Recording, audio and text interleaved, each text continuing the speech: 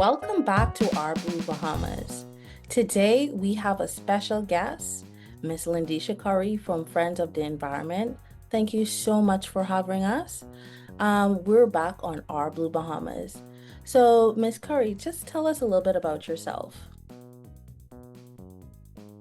Hi, Jasmine. Thank you for inviting us to tell you a little bit about us and the work we do here at Friends. So, my name is Lindisha Curry. I'm the Deputy Director here at Friends of the Environment. I've been working with Friends since 2019 and have kind of moved up in the ranks from education officer to the role I have today. I am from Abaco, born and raised, and so very happy to be a part of an organization that is focused on the Abaco environment. So, Friends of the Environment, for our listeners who may not be familiar with it, give us a little background about what is Friends of the Environment. So, Friends of the Environment is a local environmental nonprofit here in Abaco. We were established in 1988. Our mission is preserving the environment of Abaco, the Bahamas, through education, conservation, and research facilitation.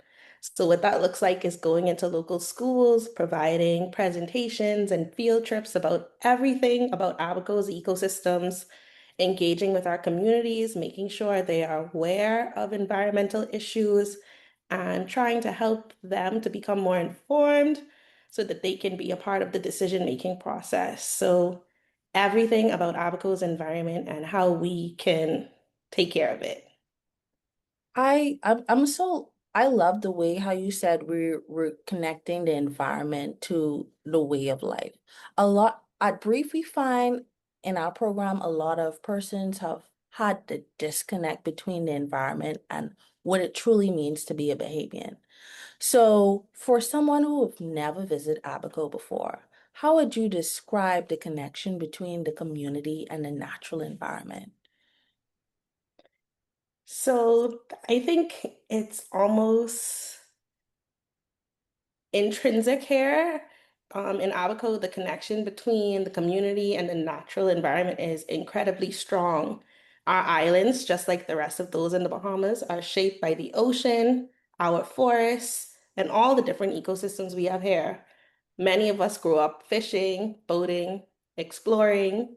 That's how we spent our days, and hopefully the youth of Abaco continue to do that. It's not just a space for us to think about like a documentary, but it's a part of our everyday lives. For a lot of people, it's not just a part of our culture, it's our livelihoods. Simply put, just our way of life. So I heard you said for that you hope that it continues for the previous generations.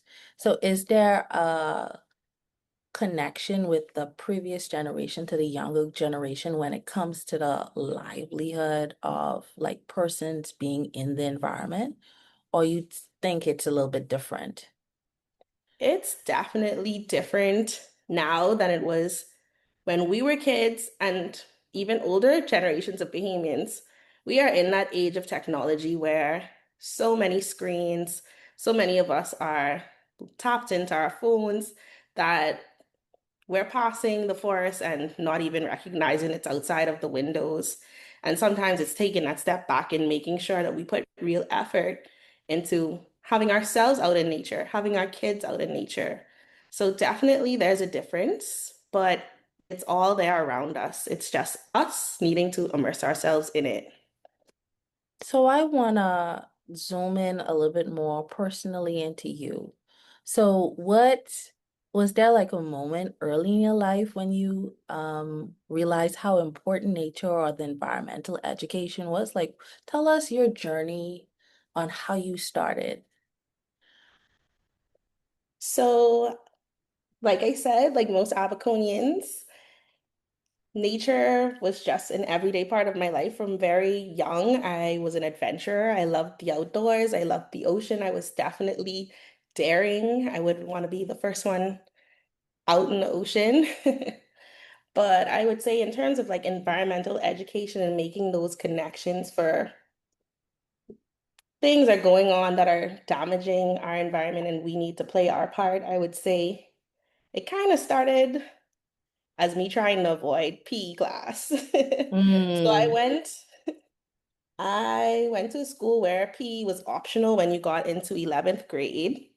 And so instead of taking PE, I took marine biology at Forest Heights with Jim Richard and was introduced to environments I knew in a different way and made aware of threats that I never really made the connection of before, seeing it and then actually getting involved with Friends of the Environment, being a part of mangrove restoration. And that's when my eyes were really open to one, we need to do our part as a community, and two, there's a livelihood in this. Like it could be my job to do something I'm passionate about. So, what I thought was so interesting was you saying that you had an option to actually take marine biology at school. You know, a lot of persons, we find, especially with brief, we have a lot of experiential programs where we would teach students, but sometimes we find that there's a barrier for students getting into the marine ecosystem and actually learning about it. So, I'm just hearing like there's almost like there's a different culture that's in Abaco that a lot of Bahamians don't get to see. And so I want you to know, I want you to tell me, how have you seen the impact of the environmental work in bringing people together in Abaco? And just talk about how bringing the community is important. So, how has our environmental work played a part in bringing community together? So, I'm sure everyone knows that Abaco would have been impacted by Hurricane Dorian in 2019, and it was a real eye-opener for the importance of our ecosystems.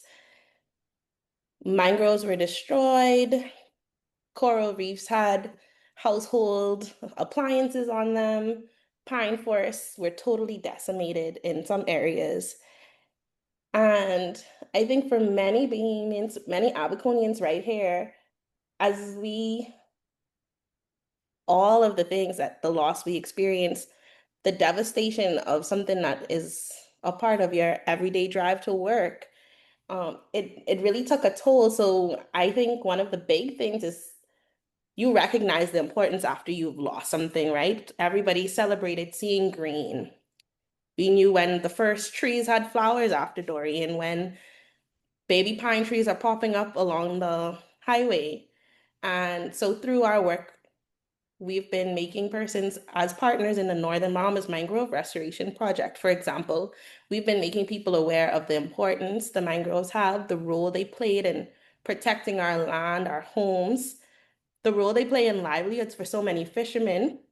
And now we see the community come together to be a part of something bigger than themselves. They're excited to say they know what mangroves are now. Older adults tell us stories about how when they were growing up, like mangroves were smelly and they called them the swamps, but now they know they protect the land. And there's some gratifying feeling in planting a mangrove. It's something about knowing that you, like I said, are being a part of something much bigger than yourself that will last for generations and working together, old and young. So I think that's a great example of how environmental work brings community together, helps the sharing of stories, traditions, and just providing a general awareness for those persons who can't go out and be a part of those experiences. Their kids go home and tell them they did this amazing thing, Mm. and the passion is shared that way. What I didn't like about Hurricane Dorian, a lot of persons didn't know that such a thing as climate change and how that's impacting our ocean, but and how it impacts our livelihoods, especially with the increase of storms.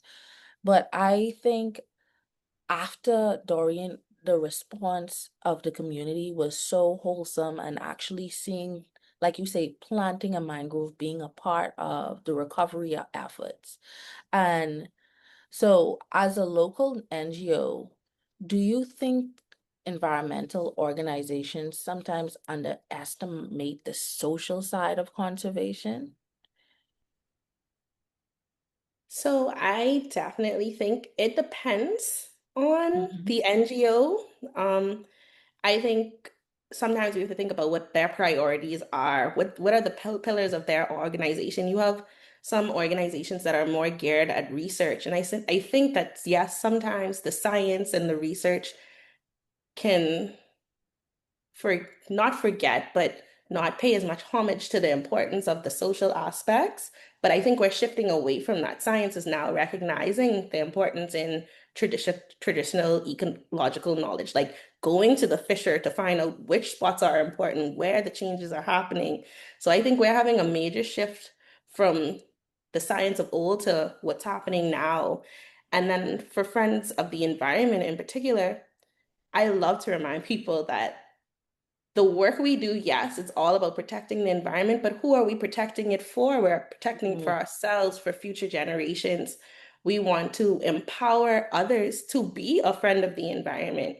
You know, we want you to be aware, to know the things that matter, so that when the conversation comes to you on what you want, you can make a fully informed decision on, do you want to put X in Y place, or would it be right. better somewhere else? Exactly. So it's also like that knowledge shifting and also that communications. And a lot of persons believe that you have to have a degree or an able to be a part of the environment, to be an environmental steward. But citizen science is something that's really, really growing nowadays, and that anybody can be a part. And we all play a part in maintaining our environment. So tell us a little bit of like some of the hands-on experience that students and other persons in the community get to do through your organization. So just feeding off of what you said, I think we should all recognize that we're all scientists, you know. We're all in our daily lives experimenting, trying to figure out what works best. What should I do? What should I not do? Where should I go for certain things? And through Friends of the Environment, what are we doing? What are those hands-on experiences? We definitely have a major focus on youth from the ages of 3 to 17, so our school age students. We go into the classroom and we teach them about all the different ecosystems. If we're teaching about rocky shores, a hands-on experience could look like a touch tank, and then kids are holding a sea urchin that they were taught to fair and seeing it's a living animal, and sometimes we're hurting it more than it's hurting us. We also provide experiences, immersive experiences where we take kids into the blue holes for the first time, exploring the pine forest and seeing an Atala hair streak, or learning about the Abaco parrot and in the environment that it lives in. Jumping into the blue hole or snorkeling on a coral reef, something that because of others' experiences or things that we've never done before, we may have a little fear about, we may be apprehensive, but after we've done it, a whole new world opens up for us. So we definitely do a lot of that. And then with our adults, we encourage them to come on our campus to learn more. We have the Exploratorium, which is this space open to all, where you can learn about all of Abaco's ecosystems and have interactive experiences with signage on the wall. We have Ducky, who is a false killer whale. His skeleton hangs in our lobby. We have a real, not real cave that you can step into and see what it would be like to go spelunking, seeing stalactites and stalagmites and watching footage from Brian K. Cook, a cave diver here in Abaco. So lots of different. Sorry, I have to stop you right there. Spelunking. You got to tell us what that is. So spelunking is a fun word. It just means cave exploring. So if you have ever walked in the caves in Nassau or Eleuthera, you've been spelunking. Okay, wonderful. So spelunking. And for persons, let's say if they were visiting Abaco or there's an Abaconian listening into this. So when can we visit the explore, The help me? Exploratorium is open. Exploratorium. So do we have to book or we can just show up and be able to see some of these amazing things? So you just have to show up or between Monday and Friday, the hours 9 to 4, and we are more than happy to provide you a tour of our entire campus, including the exploratorium, and it is all free of charge. Wonderful, wonderful. So I can imagine, so your campus is a place where people take field trips as well. Yeah, so our campus is definitely a demonstration site. So aside from that wonderful natural history exhibit that is the Exploratorium, we also have where our building, our campus is ran fully on solar. And so we want people to see that renewable energy does work here in the Bahamas. And we are a very large campus. So if we can get it to work here, then it can be replicated. And so that's one of the things that's on available to tour. And then we also have our rainwater catchment. So we have lots of redundancies in place. And thanks to lots of different organizations in Hurricane Dorian, our initial building, the education center, was destroyed. And we've had the opportunity to build back bigger and better. And we would have used integrated concrete forms, which has a monolithic pour. So it's supposed to be a much stronger building. So just learning all the ways to build smart and with climate resilience in mind. Right, right. And I love how much thought has went into like the actual building is a conversation on how we could be more sustainable, on how we could be more hurricane resilient. And I think like these adaptive features are super, super important. And I don't know. Well, I'm gonna ask you this. So, do you think it's a difference between students learning within the traditional format or actually getting to see these things being immersive or explain? I know as I work in education, we offer presentations as well. We do go into classrooms. We try to keep it interactive. Sometimes we bring a conch in the classroom and some interesting stuff. But tell me how has it been your experience with having these type of immersive educational modules? So, just answering your question, I think both types of learning matter. When it's a very large group, if you have 100 people, maybe that day you can't go swimming on the coral reef. And like you said, we have to get crafty in a classroom with a presentation and some demonstration items like a live conch or coral that would have washed ashore and is no longer alive. But I do think that there's real value in having those immersive experiences. Sometimes it's hard to make the connection with the information you see on a screen if you've never experienced it. And as a Bahamian, it is a personal desire for every Bahamian to be able to appreciate our environment, right? I we sell ourselves on the beauty of this place we call home, and we market it as the place Amazing to go feeling to snorkeling, be a or part of an organization where we are offering those first time opportunities, kids who learn about coral reefs, and it's a 5 minute swim away from shore, and they live around the corner and they've never seen a coral reef in real life. And so mm, I think there is like a great value in offering those immersive experiences, like bridging the gaps, dispelling the fear.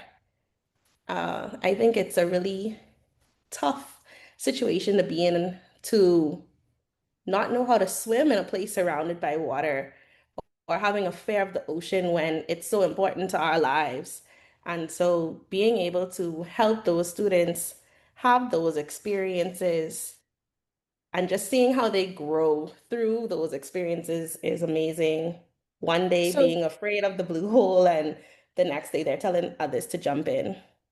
right. Can you share with us a success story of something that you've seen this time? I know a lot of time, I don't know if you can relate with me on this, but when I'm taking especially younger kids out snorkeling, a lot of them hold they hold my hand. I don't know. And at one point of time within the whole experience, they feel so empowered to explore on their own that they just let go. And I think that let go moment, their world just becomes a little bigger and they feel a little bit more confident and like you say, dispel some of that the fears surrounding the ocean.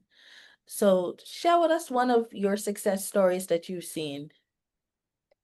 So I will say Friends has lots of success stories. Right here in Abaco, we've provided over 30,000 educational experiences, and lots of them being hands-on, immersive, and interactive. We've had students go through our programs from C-Beans, those are our 3-year-olds, straight up to leading C-Beans. We have persons who would have been in our summer camps who now work with us. I myself, I am a story to tell. So I started in grade 8. We did a mangrove restoration, and now I'm here leading some mangrove restoration activities. But one of the most powerful moments for me has been I had a student who was, I'm pretty sure if it wasn't a phobia, it was pretty close to it. And she would get in the water, and the minute her feet didn't touch the bottom, it would be hyperventilating. Miss Lindisha, I can't do this. And we talk her through it. One day we made it out to the reef and we went through the regular, Miss Lindisha, I can't do this. I don't know. And when we got back to shore, and she had actually explored the reef. She was like, Miss Lindisha, I am so proud of myself. I overcame a fear and I'm excited to be able to get in the water and do it again next time. And it was just, like I said, a really warming moment because she went from total fear, didn't want to do it, and even with all of that anxiety around it, she had this personal growth of knowing she could trust in herself, she could trust in us or me to help her to have this safe and fun experience, and then not to just tick it off the list and say, okay, well, I've done that. No, I want to go back. And so to me, that was like a really full circle moment. I think it's so important that, their first experiences or even, being paired with persons who know what they're doing and, who can actually, I think when it comes to like when I'm speaking, a lot of persons to a lot of groups who are still like fearful. I'm like, they're like, if she can do it, maybe, perhaps, I don't know, I can give it a try. And I think it's so super important, the work that you're doing. So has there been any challenges on this journey of being a part of Friends of the Environment? Could you share some of those?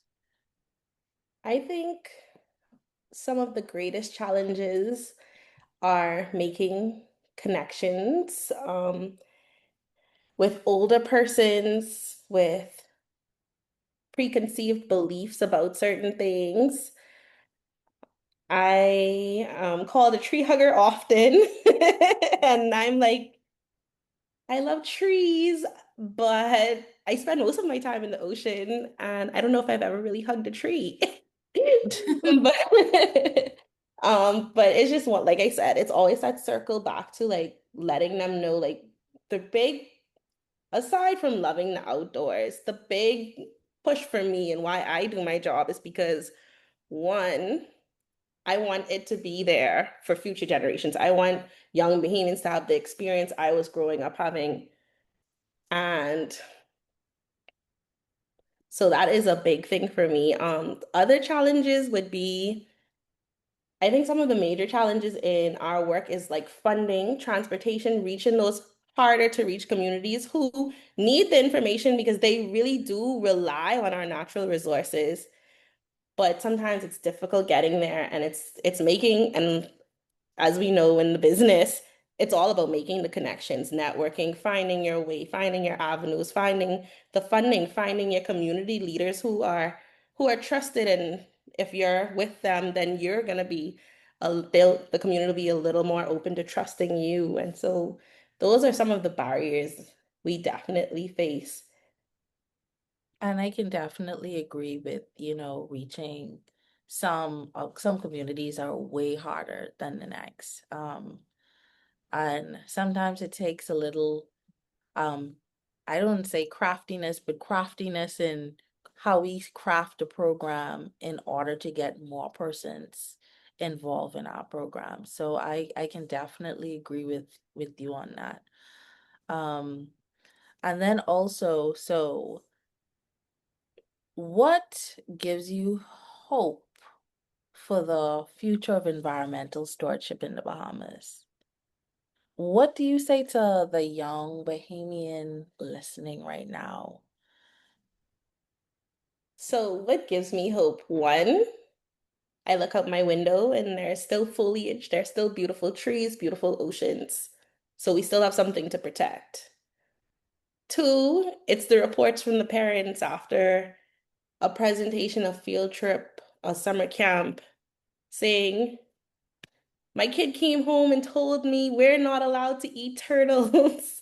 Or, Mommy, you can't drop that there. We have to make sure to put it in the trash. It's hearing those voices that the message is being received and shared, right? I know that I can trust in the kids to absorb what we're telling them and want to carry it with them throughout their lives because I don't think it just stops in the day that they had the experience, right? They had that immersive experience, they care a little bit more. Something about it resonates with them. I think one of the things I also want people to know is we don't expect everyone to be us. I don't expect everyone to become an environmental educator. Just want you to go forth with the information that we have something beautiful and fragile, and it's our job to protect it. And so to have the youth, our future environmental stewards already speaking up, that is a bright light for me. I definitely agree with the stories. I think before we end, I'll share this one. So after our C camp, like probably months after, you get the stories way after the actual program. So this kid was in the boat with his dad, and as he was putting in the conchs in his boat, the kid would look at the conch and then toss about, oh, this is a juvenile, and or oh, the lip isn't thick enough. So when he comes back, he's like, no, dad, because these are juvenile conch. And I think that's one of the most wonderful things with working with kids, with working with young adults. They really will correct you. They don't matter who it doesn't Zero it does filter. they will correct you. They'll put you in your place, and I think that is just so beautiful. So, okay, so just let me know how, for all of our listeners, we want to get more involved with Friends of the Environment. Where do we reach you? How to reach you? How do you reach Friends of the Environment? Well, we are with the times. You can visit our website at friendsoftheenvironment.org. You can check out our socials, which we're on Facebook, Instagram, even TikTok. And if you want to reach out to me personally to find out about opportunities here at Friends, you can reach out at lcurry@friendsoftheenvironment.org. Thank you so much, Lindisha. Thank you for the work that you're doing and for the reminder that the next generation of Bahamian conservationists are already capable, are growing, are ready to help take on that responsibility of the environment and actually find meaningful ways to have fun whilst also enjoying our natural environment. So until next time, protect your blue. I'm your host, Jasmine Colley. Thank you so much for listening in.